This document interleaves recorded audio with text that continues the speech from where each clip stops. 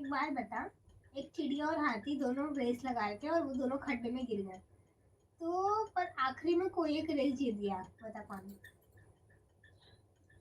चिड़िया और हाथी ये दोनों रेस लगा रहे थे और वो दोनों खड्डे में गिर गए और बहुत गहरा खड्डा है।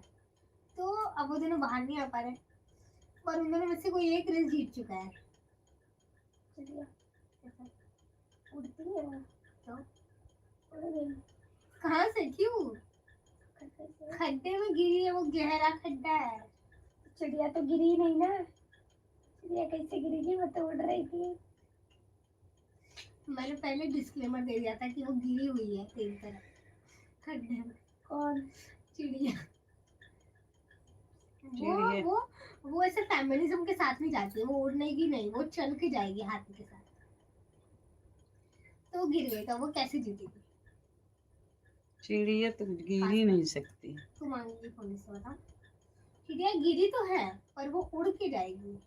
तो मैंने पहले वही बोला ना, मैंने क्या बोला? पहले चल रही थी, गिरने के बाद उड़ी, क्योंकि वो चिड़िया है, एबिलिटी तो उसकी है ना। तूने ये नहीं बोला कि वो गिरने के बाद उड़ गई फिर गई, तूने बोला चिड़िया उड़ सकती है, उड़ सकती है ना। तो वो उड़ रही